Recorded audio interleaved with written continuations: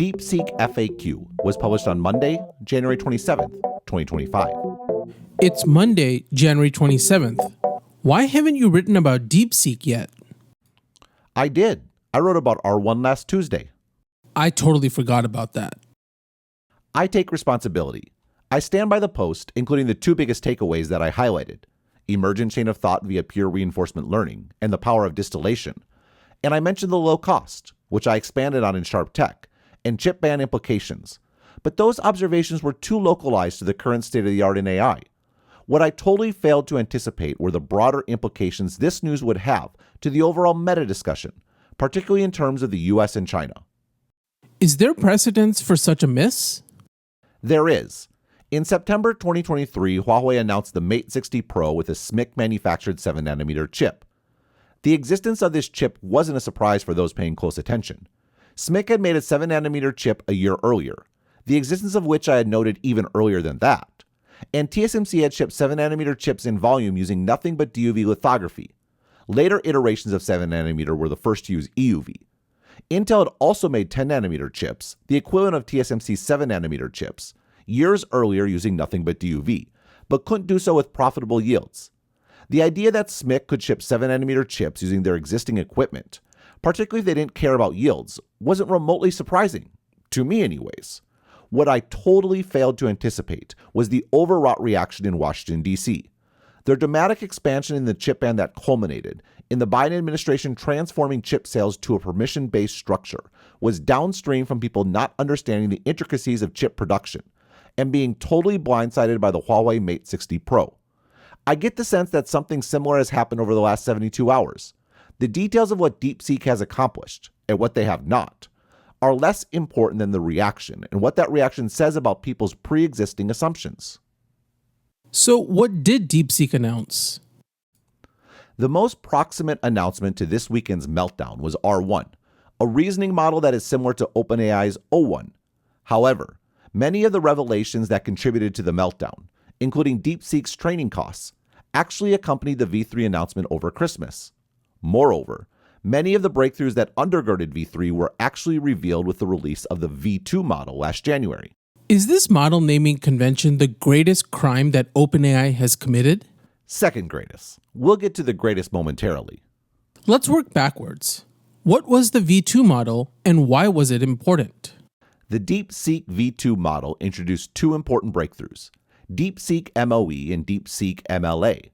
The MOE in DeepSeek MOE refers to mixture of experts. Some models, like GPT 3.5, activate the entire model during both training and inference. It turns out, however, that not every part of the model is necessary for the topic at hand. MOE splits the model into multiple experts and only activates the ones that are necessary. GPT-4 was an MOE model that was believed to have 16 experts with approximately 110 billion parameters each. DeepSeek MOE, as implemented in V2, introduced important innovations on this concept, including differentiating between more finely grained specialized experts and shared experts with more generalized capabilities. Critically, DeepSeek MOE also introduced new approaches to load balancing and routing during training.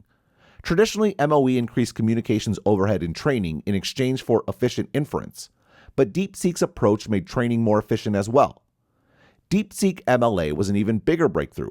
One of the biggest limitations on inference is the sheer amount of memory required. You both need to load the model into memory and also load the entire context window. Context windows are particularly expensive in terms of memory, as every token requires both a key and corresponding value. DeepSeek MLA, or multi-head latent attention, makes it possible to compress the key value store, dramatically decreasing memory usage during inference. I'm not sure I understood any of that. The key implications of these breakthroughs, and the part you need to understand, only became apparent with V3, which added a new approach to load balancing, further reducing communications overhead, and multi-token prediction in training, further densifying each training step, again reducing overhead. V3 was shockingly cheap to train.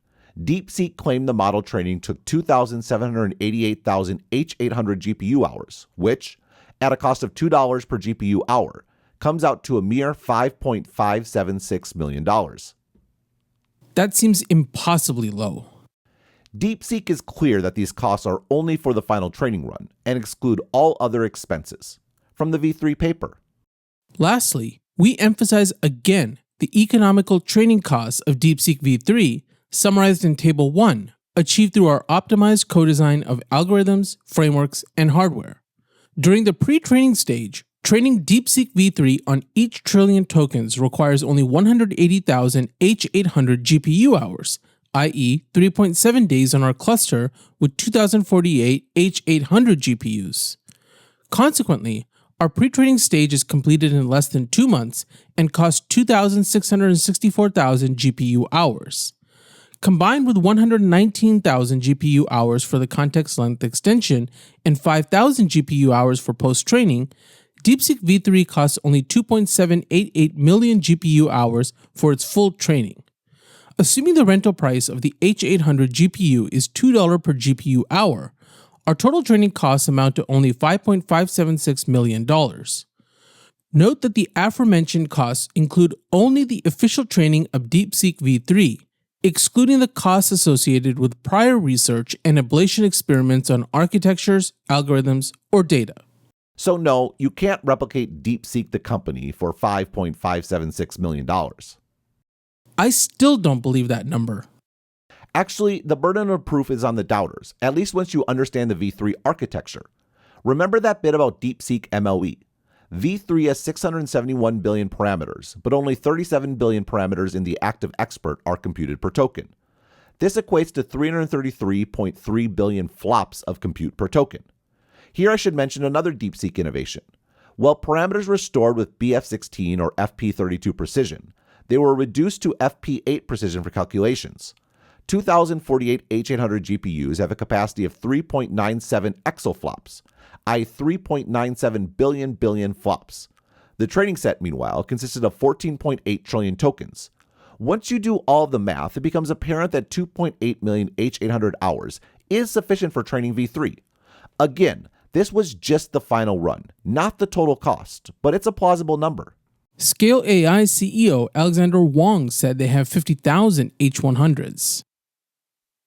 I don't know where Wang got his information. I'm guessing he's referring to this November 2024 tweet from Dylan Patel, which says that DeepSeek had, quote, over 50,000 Hopper GPUs.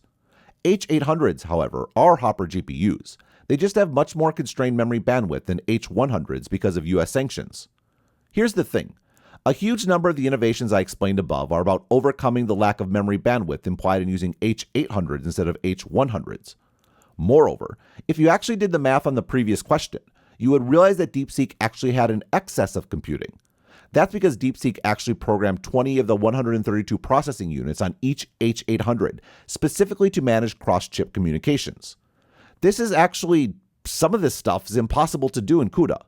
DeepSeek engineers had to drop down a PTX, a low-level instruction set for NVIDIA GPUs that is basically like assembly language. This is an insane level of optimization that only makes sense if you're using H800s. Meanwhile, DeepSeek also makes their models available for inference. That requires a whole bunch of GPUs above and beyond whatever was used for training. So, was this a violation of the chip ban? Nope. H100s were prohibited by the chip ban, but not H800s. Everyone assumed that training leading-edge models required more inter-chip memory bandwidth, but that is exactly what DeepSeek optimized both their model structure and infrastructure around. Again, just to emphasize this point, all of the decisions DeepSeek made in the design of this model only make sense if you are constrained to the H800. If DeepSeek had access to H100s, they probably would have used a larger training cluster with much fewer optimizations, specifically focused on overcoming the lack of bandwidth. So V3 is a leading edge model? It's definitely competitive with OpenAI's 4.0 and Anthropic's Sonnet 3.5, and appears to be better than Llama's biggest model. What does seem likely is that DeepSeek was able to distill those models to give V3 high-quality tokens to train on. What is distillation? Distillation is a means of extracting understanding from another model. You can send inputs to the teacher model and record the outputs, and use that to train the student model. This is how you get models like GPT-4 Turbo from GPT-4. Distillation is easier for a company to do on its own models because they have full access, but you can still do distillation in a somewhat more unwieldy way via API, or even, if you get creative, via chat clients. Distillation obviously violates the terms of service of various models, but the only way to stop it is to actually cut off access, via IP banning, rate limiting, etc. It's assumed to be widespread in terms of model training, and is why there are an ever-increasing number of models converging on GPT-4o quality. This doesn't mean that we know for a fact that DeepSeek distilled 4o or Claude, but frankly, it would be odd if they didn't. Distillation seems terrible for leading-edge models. It is. On the positive side, OpenAI and Anthropic and Google are almost certainly using distillation to optimize the models they use for inference for their consumer-facing apps. On the negative side, they are effectively bearing the entire cost of training the leading edge, while everyone else is free-riding on their investment. Indeed, this is probably the core economic factor undergirding the slow divorce of Microsoft and OpenAI. Microsoft is interested in providing inference to its customers, but much less enthused about funding $100 billion data centers to train leading-edge models that are likely to be commoditized long before that $100 billion is depreciated. Is this why all of the big tech stock prices are down? In the long run, model commoditization and cheaper inference, which DeepSeek has also demonstrated, is great for big tech. A world where Microsoft gets to provide inference to its customers for a fraction of the cost means that Microsoft has to spend less on data centers and GPUs, or, just as likely, sees dramatically higher usage given that inference is so much cheaper. Another big winner is Amazon. AWS has by and large failed to make their own quality model, but that doesn't matter if there are very high-quality open source models that they can serve at far lower costs than expected. Apple is also a big winner. Dramatically decreased memory requirements for inference make edge inference much more viable, and Apple has the best hardware for exactly that. Apple Silicon uses unified memory, which means that the CPU, GPU, and NPU, neural processing unit, have access to a shared pool of memory. This means that Apple's high-end hardware actually has the best consumer chip for inference.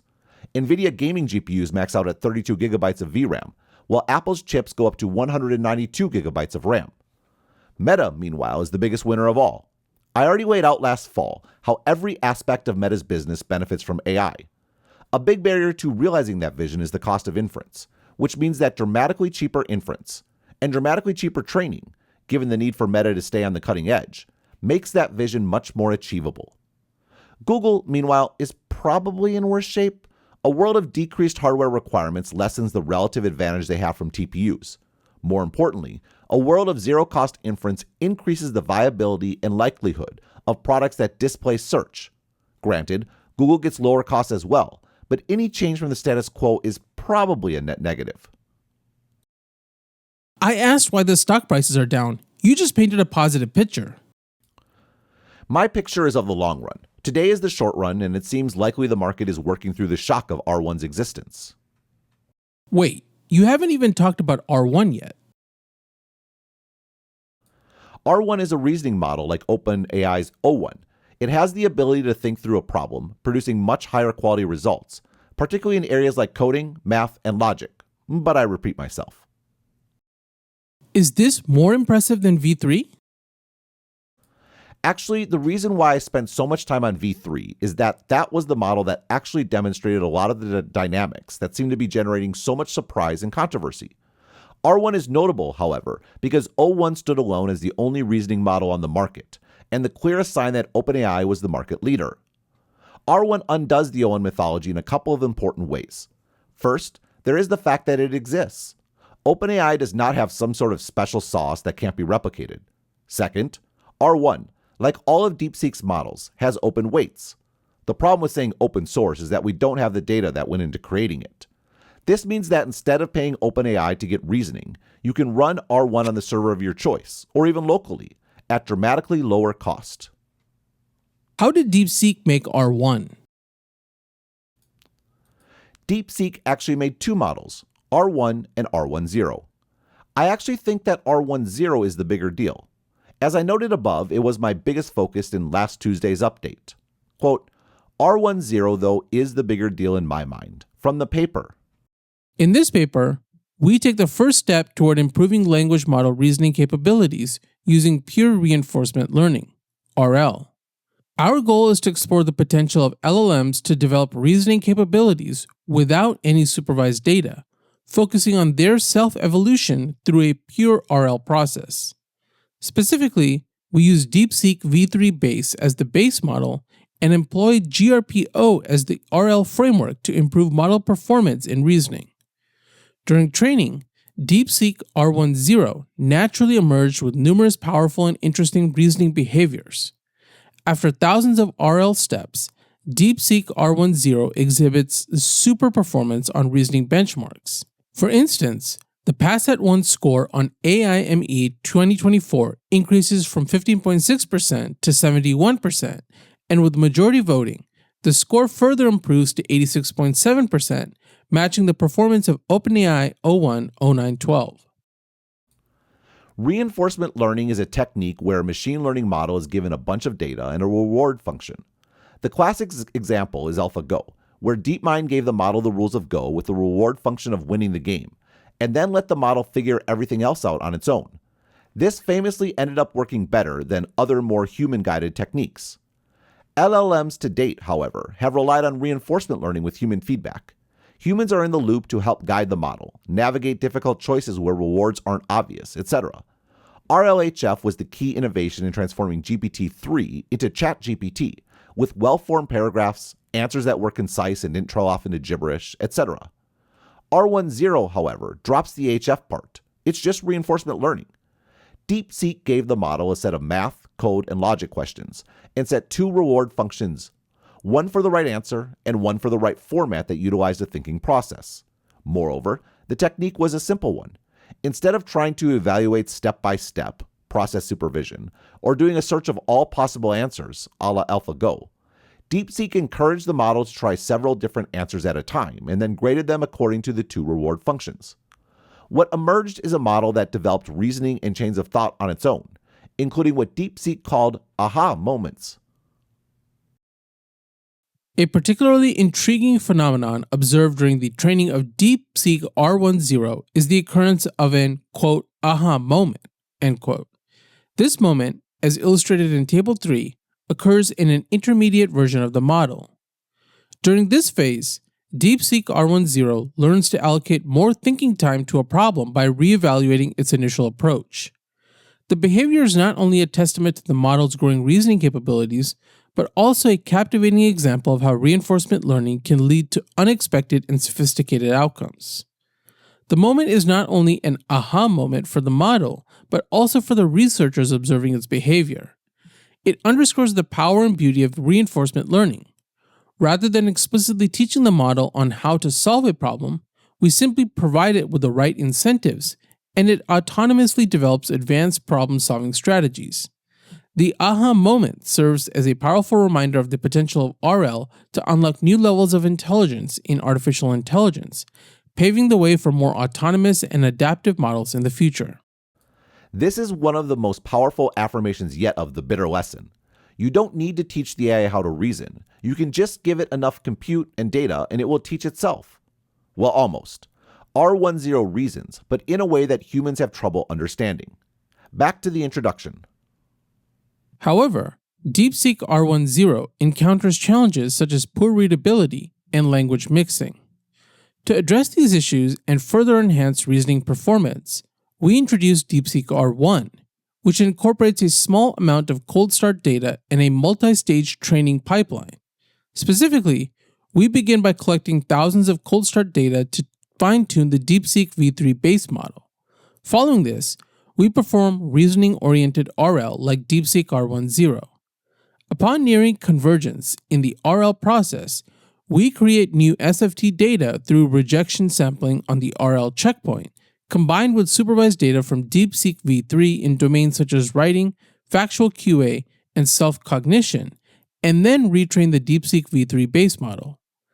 After fine-tuning with the new data, the checkpoint undergoes an additional RL process, taking into account prompts from all scenarios.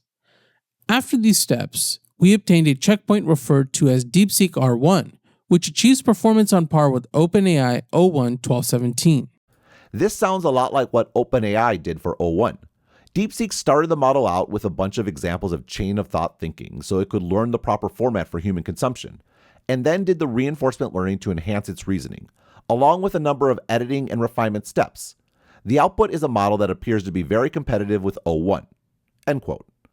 Here again, it seems plausible that DeepSeek benefited from distillation, particularly in terms of training R1. That, though, is itself an important takeaway. We have a situation where AI models are teaching AI models, and where AI models are teaching themselves. We are watching the assembly of an AI takeoff scenario in real time. So, are we close to AGI?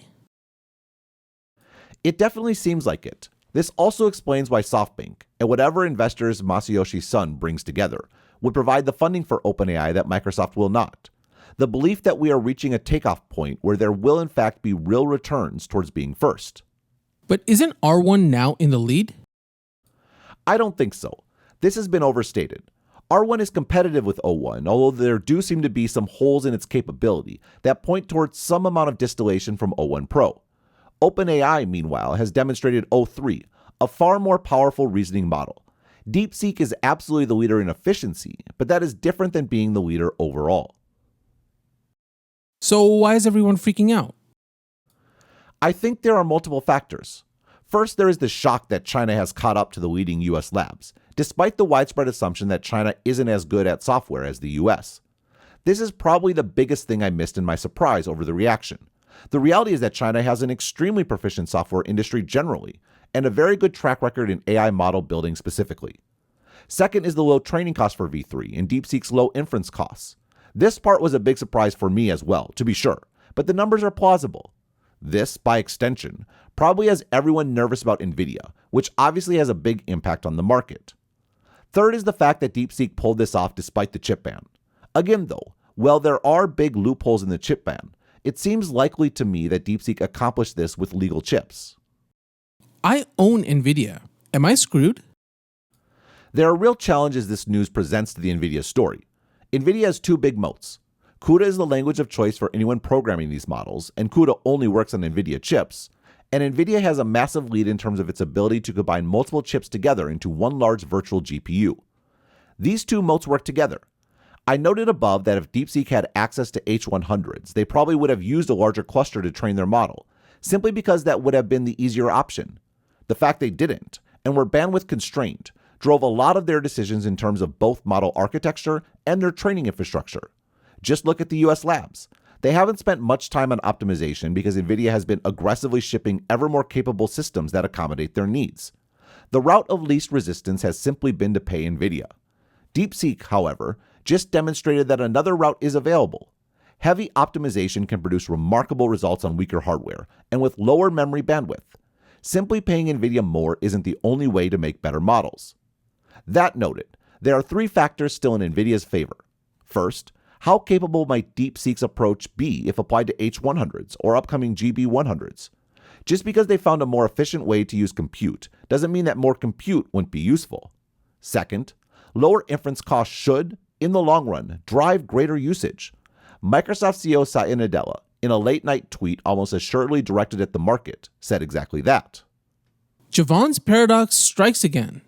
As AI gets more efficient and accessible, we will see its use skyrocket, turning it into a commodity we just can't get enough of. Third, reasoning models like R1 and O1 derive their superior performance from using more compute. To the extent that increasing the power and capabilities of AI depend on more compute is the extent that NVIDIA stands to benefit. Still, it's not all rosy. At a minimum, DeepSeek's efficiency and broad availability cast significant doubts on the most optimistic NVIDIA growth story, at least in the near term. The payoffs from both model and infrastructure optimization also suggest there are significant gains to be had from exploring alternative approaches to inference in particular. For example, it might be much more plausible to run inference on a standalone AMD GPU, completely sidestepping AMD's inferior chip-to-chip communications capability. Reasoning models also increase the payoff for inference-only chips that are even more specialized than NVIDIA's GPUs. In short, NVIDIA isn't going anywhere. The NVIDIA stock, however, is suddenly facing a lot more uncertainty that hasn't been priced in, and that, by extension, is going to drag everyone down. So what about the chip ban? The easiest argument to make is that the importance of the chip ban has only been accentuated given the US's rapidly evaporating lead in software. Software and know-how can't be embargoed. We've had these debates and realizations before, but chips are physical objects and the US is justified in keeping them away from China. At the same time, there should be some humility about the fact that earlier iterations of the chip ban seem to have directly led to DeepSeek's innovations. Those innovations, moreover, would extend to not just smuggled NVIDIA chips or nerfed ones like the H800, but to Huawei's Ascend chips as well. Indeed, you can very much make the case that the primary outcome of the chip ban is today's crash in NVIDIA's stock price. What concerns me is the mindset undergirding something like the chip ban. Instead of competing through innovation in the future, the US is competing through the denial of innovation in the past. Yes, this may help in the short term. Again, DeepSeek would be even more effective with more computing. But in the long run, it simply sows the seeds for competition in an industry, chips and semiconductor equipment, over which the US has a dominant position. Like AI models? AI models are a great example. I mentioned above that I would get to OpenAI's greatest crime, which I consider to be the 2023 Biden executive order on AI. I wrote in Attenuating Innovation, quote, the point is this. If you accept the premise that regulation locks in incumbents, then it sure is notable that the early AI winners seem the most invested in generating alarm in Washington, D.C. about AI. This despite the fact that their concern is apparently not sufficiently high to, if you accept the premise that regulation locks in incumbents. No, they are the responsible ones, the ones who care enough to call for regulation. All the better if concerns about imagined harms kneecap inevitable competitors. End quote. That paragraph was about OpenAI specifically and the broader San Francisco AI community generally. For years now, we have been subject to hand-wringing about the dangers of AI by the exact same people committed to building it and controlling it. These alleged dangers were the impetus for OpenAI becoming closed back in 2019 with the release of GPT-2. Due to concerns about large language models being used to generate deceptive, biased, or abusive language at scale, we are only releasing a much smaller version of GPT-2 along with sampling code. We are not releasing the dataset, training code, or GPT-2 model weights. We are aware that some researchers have the technical capacity to reproduce and open source our results. We believe our release strategy limits the initial set of organizations who may choose to do this, and gives the AI community more time to have a discussion about the implications of such systems.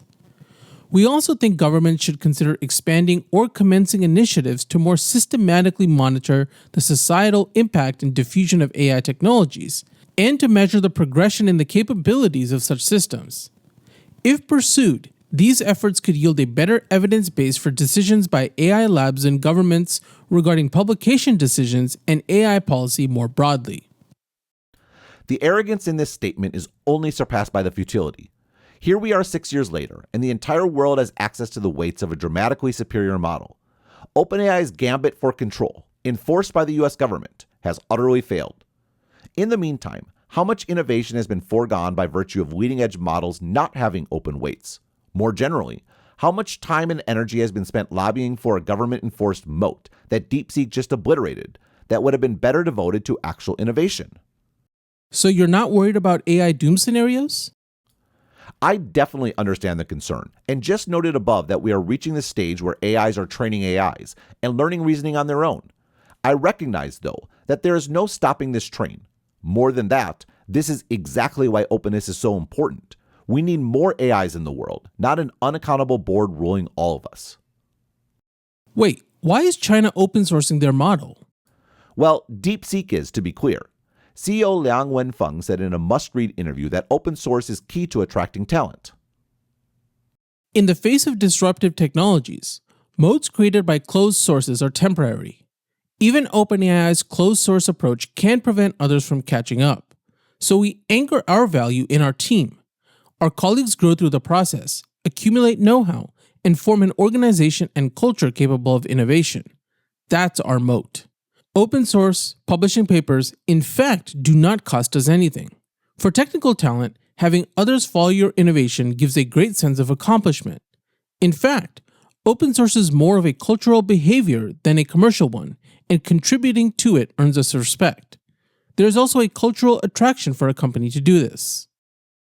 Question: DeepSeek, right now, has a kind of idealistic aura reminiscent of the early days of OpenAI, and it's open source.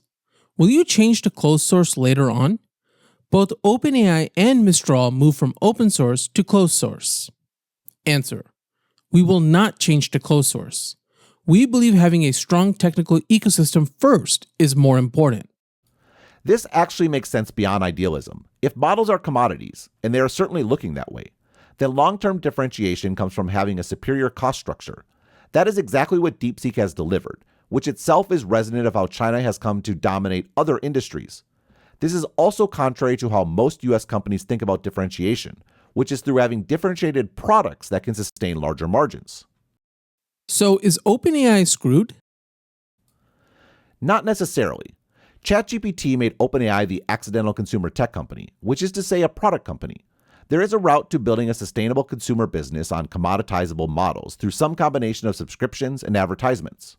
And, of course, there is the bet on winning the race to AI takeoff.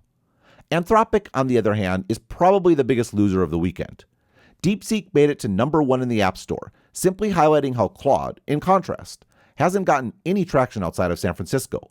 The API business is doing better, but API businesses in general are the most susceptible to the commoditization trends that seem inevitable.